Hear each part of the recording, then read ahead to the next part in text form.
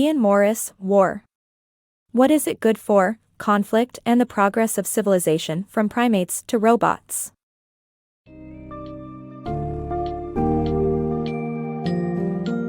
In War. What is it good for? Author Ian Morris explores the paradoxical nature of warfare and its effects on the progress of civilization. This thought-provoking book discusses how military needs have driven humanity's most important innovations, and how wars have led to the development of entire nations and states. Despite its destructive nature, war has historically prompted societies to improve organization, administration, and security within their borders. Through a deep dive into the history of conflict, Morris challenges common perceptions of war while presenting its surprising benefits in fostering advancements and stability in the long run.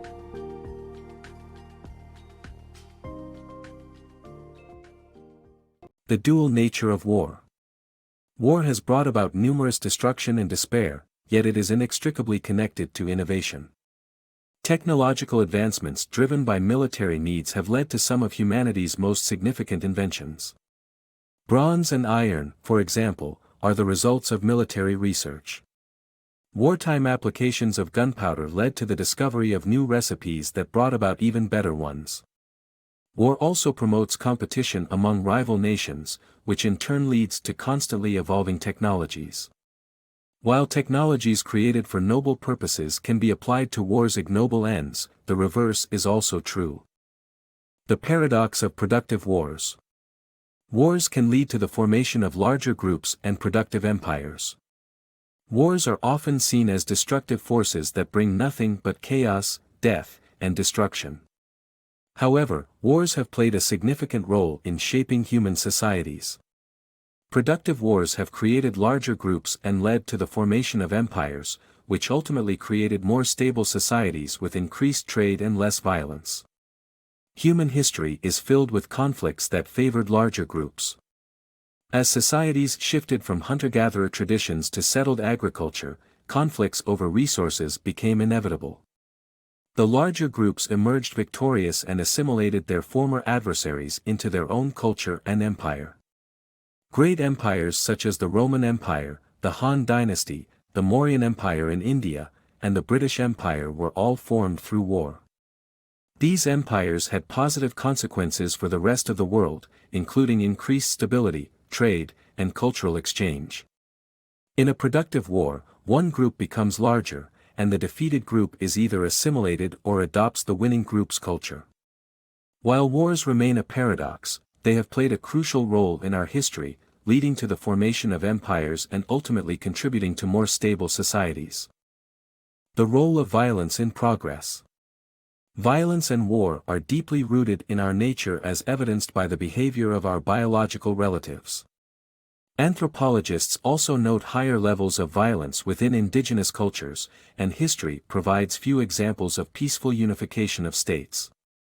Even our free markets rely on the threat of violence. As such, states work peacefully together only because of the looming threat of violence that compels them to abide by the law. War, catalyst for societal improvement. Wars drive innovation and force states to improve their organization and administration, resulting in societal progress. Contrary to popular belief, war has a subtle but beneficial effect on society. It improves the organization and administration of states and leaders. Professional armies require a significant amount of funds that can only be raised by well-organized states. For instance, to raise money via taxation, a state must have a functioning bureaucracy that creates and runs complex governing organizations. Essentially, a fighting nation will fail early on if it can't organize its troops and subjects. The Red Queen effect, named after the Red Queen in Lewis Carroll's Through the Looking Glass, is a phenomenon that spurs development in warring nations. No matter how great their inventions, organization, and fundraising, warring nations are constantly in competition with others whose innovations match or trump their own. This competitive environment supports new and better methods of warfare and drives innovation. European states provide a historical example of how almost continual warfare resulted in constant innovation. Each military innovation from one state was countered by new methods of defending against it. This process led to the development of better cannons, which were then countered with better castle walls. Although European wars lasted for centuries and often had unclear victors, when these states sought to colonize other parts of the world, they had a tremendous military advantage. In conclusion, war drives innovation and fosters societal progress. The paradox of war. How war helps nations expand and organize to maintain safe trade is explored, and the impact on people residing within the nation's borders is highlighted. Violence, when used to suppress trade, gives way to increased trade and new opportunities for prosperity. The need to succeed in war and maintain peace motivated states to standardize currency and trade laws, reducing the motivations behind violence. Hence, the paradox of war is that violent wars expand nations, and force them to organize if they want to have a chance of surviving, providing the means and motivation to quell violence and foster safety. This book delves deep into how trade, prosperity, and violence are interdependent on one another and how one factor stimulates or suppresses the others. The paradox of productive wars. Wars, whether productive or counterproductive, have long-lasting effects. Although counterproductive wars such as those that destroyed the Roman, Han, and Mauryan empires led to pure chaos, even the worst of modern wars such as those waged by Hitler and the Nazis became productive.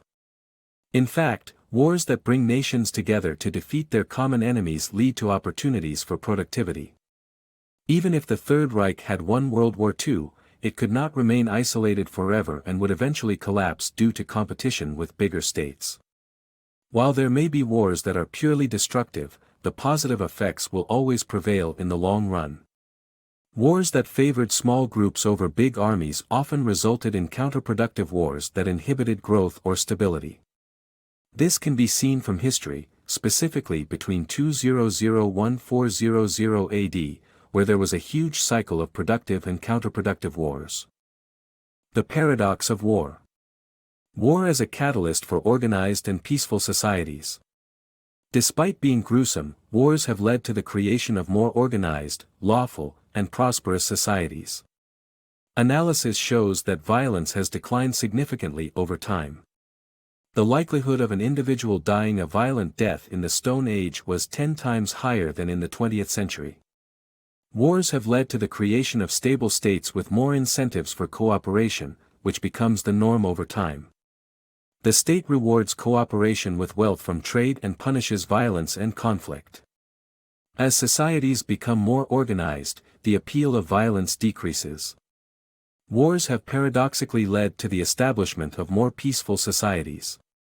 The theory behind war has been tested over time, and its claims have been proven. The question remains, will societies still go to war if people become less violent? The future of war.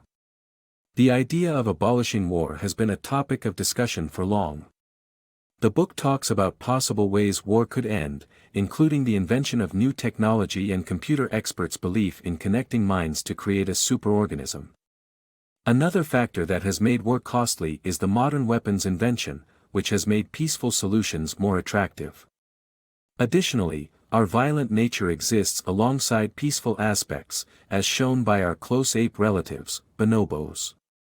The next 40 years could be the most important in human history, determining whether we overcome the need for war or return to a long and violent circle of productive and counterproductive wars. The book ends with a paradox that the greatest thing about war could be its obsoleteness.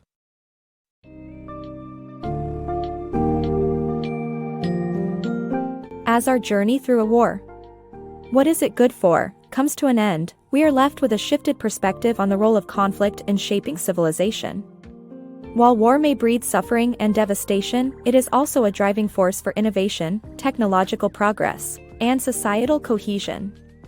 History has shown that wars eventually lead to larger, more stable empires, pushing societies to reduce violence and improve cooperation. Furthermore, advancements in modern warfare have greatly increased the potential costs of conflict, making the prospects of peace more appealing than ever before. In the end, the most unexpected benefit of war may be its potential to render itself obsolete, as humanity continues to evolve toward a more peaceful existence.